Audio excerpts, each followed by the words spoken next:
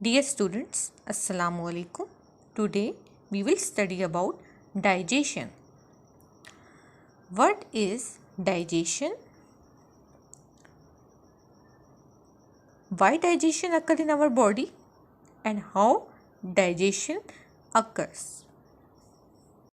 Students, everything we eat is made up of molecules.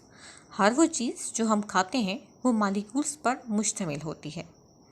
Our diet contains carbohydrates, fats and proteins. हमारी जो diet होती है यानी हमारी जो खुराक है कार्बोहाइड्रेट्स, फैट्स और प्रोटीन्स पर मुश्तमिल होती है. These components consist of large molecules.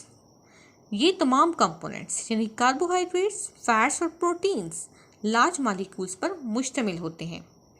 These are energy giving and body building food materials. ये एनर्जी गिविंग और बॉडी बिल्डिंग फूड मटेरियल्स हैं यानी ये हमारी बॉडी को एनर्जी प्रोवाइड करते हैं जिसकी वजह से हम अपनी डेली लाइफ की तमाम एक्टिविटीज़ को परफॉर्म कर सकते हैं. And these our body building food materials और ये बॉडी बिल्डिंग फूड मटेरियल्स हैं यानी ये हमारी बॉडी की ग्रोथ और डेवलपमेंट में इम्पॉर्टेंट रोल प्ले करते हैं.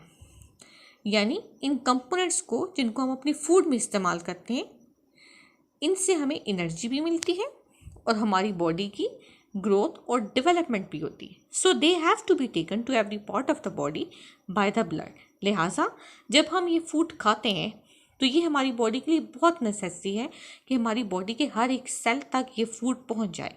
लिहाजा हमारा जो ब्लड होता है वो इस सिलसिले में इम्पॉर्टेंट रोल प्ले करता है. हमारा ब्लड इन तमाम मटेरियल्स को बॉडी के तमाम पार्ट्स तक लेकर जाता है मतलब एवरी सेल तक लेकर जाता है.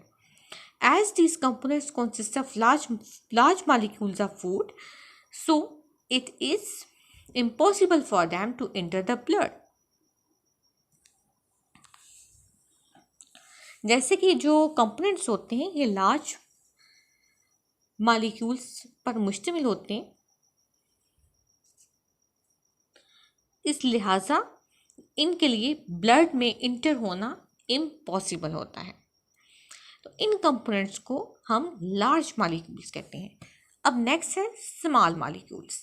The large molecules of carbohydrates, fats and proteins are then broken down by our digestive system into small molecules.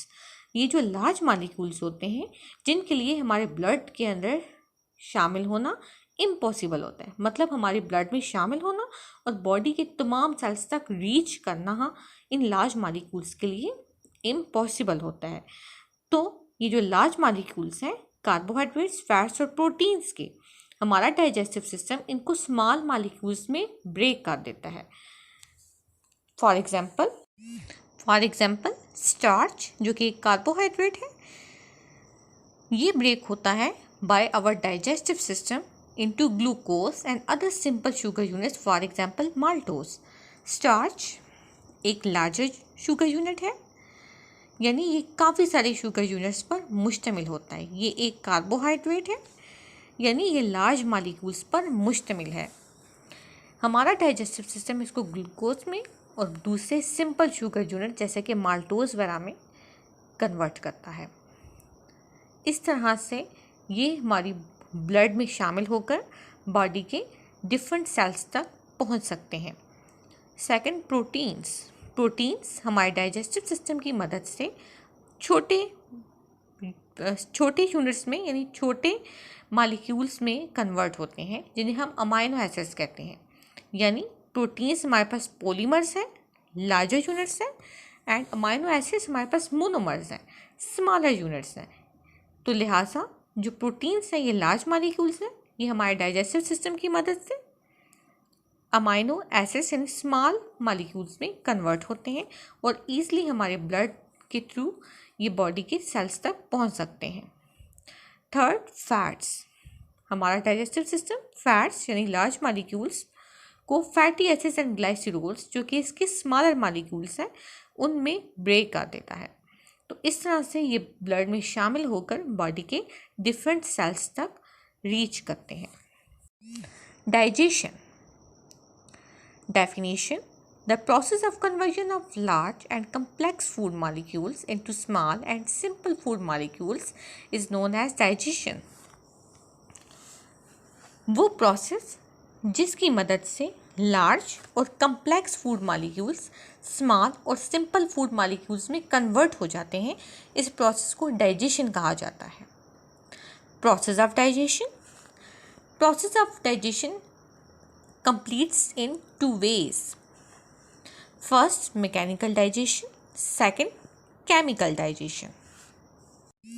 Mechanical digestion involve chewing process. Mechanical digestion chewing process पर मुश्तमिल होता है. Chewing का मतलब है चुभाना. इस प्रोसेस में हमारे टीथ इम्पॉर्टेंट रोल प्ले करते हैं.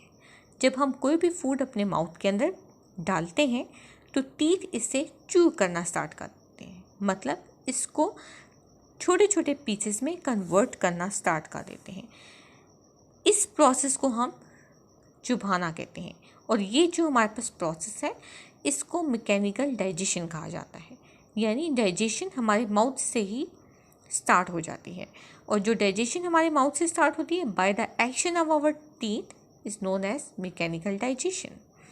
अब जब फूड हम अपने माउथ में डालते हैं तो टीथ इसको ग्राइंड करते हैं, इसको च्यू करते हैं, इसको स्मॉल पीसेस में कन्वर्ट कर देते हैं और फिर हमारी जो ज़ुबान होती है ये इसको रोल करती है. हमारे माउथ के अंदर सलाइवा भी मौजूद होता है, ये इस फूड को सॉफ्ट कर देता है और इस तरह से हमारी फूड जो है वो बोलस की शक्ल अख्तियार कर लेती है और हमारी ज़बान इसको हमारे हलक की तरफ पुश कर देती है और उस तरह से हमारी फूड माउथ से एसोफेगस में पहुंच जाती है. तो यानी आपने ये याद रखना है कि मैकेनिकल डाइजेशन में च्यूइंग प्रोसेस आता है जो कि दांतों की मदद से फूड को छोटे छोटे पीसेस में कन्वर्ट करना, इसको हम मैकेनिकल डाइजेशन कहते हैं. Next, chemical digestion involves breakdown of food using acids and enzymes. Chemical digestion में फूड ब्रेक होती है एसिड्स और एंजाइम्स की मदद से. एसिड्स यानी HCl एसिड जो कि हमारे स्टमक के अंदर मौजूद होता है और एंजाइम्स, इनकी मदद से जो फूड होती है जब वो ब्रेक होती है तो इसको केमिकल डाइजेशन कहा जाता है. केमिकल डाइजेशन में HCl और डिफरेंट गैस्ट्रिक जूसेस और डिफरेंट एंजाइम्स जैसे कि पेप्सिन, ट्रिप्सिन, लाइपेज एंजाइम्स की मदद से हमारी फूड स्मॉल मॉलिक्यूल्स में कन्वर्ट हो जाती है जिनको हमारी बॉडी ईजिली इनटेक कर सकती है. इस प्रोसेस को केमिकल डाइजेशन कहते हैं. Enzymes. What are enzymes and what is their role in the process of digestion?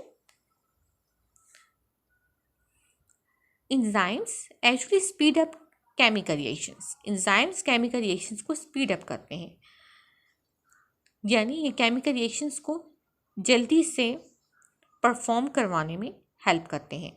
These are specific in their function, मतलब हर एक एंजाइम अपने फंक्शन में स्पेसिफिक होता है. Means they carry out only one function और only one job.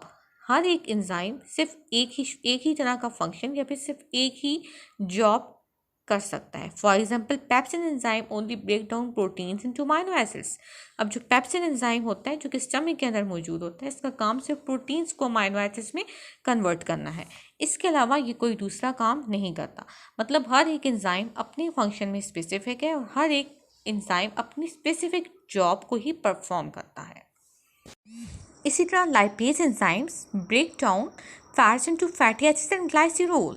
Lipase enzymes fats यानी चर्बी को ब्रेक करता है इसके स्मॉलर कंपोनेंट्स फैटी एसिड्स में और ग्लाइसिरोल में. Lipase is also specific in its function. ये सिर्फ फैट्स को फैटी एसिड्स और ग्लाइसिरोल में ही कन्वर्ट कर सकता है, इसकी सिर्फ यही स्पेसिफिक जॉब है. Importance of digestion. अब एंड में हम डाइजेशन की इम्पोर्टेंस को डिस्कस करते हैं. First importance, absorption of small molecules that the body can use. Actually हमारी जो फूड होती है उसमें लार्ज मॉलिक्यूल्स जो मौजूद होते हैं उनको स्मॉल मॉलिक्यूल्स में कन्वर्ट करना और इन स्मॉल मॉलिक्यूल्स को बॉडी के इस्तेमाल में लाने के प्रोसेस को डाइजेशन कहा जाता है.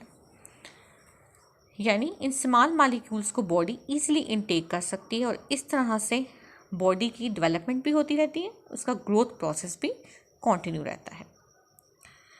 Next point, removal of insoluble waste materials from the body. Digestion का एक इम्पॉर्टेंट रोल ये भी है, ये बॉडी से वेस्ट मटेरियल्स को, जो कि इनसॉल्युबल वेस्ट मटेरियल्स होते हैं, उनको बॉडी से रिमूव कर देती है ताकि वो किसी किस्म का डैमेज बॉडी को ना पहुंचा सकें।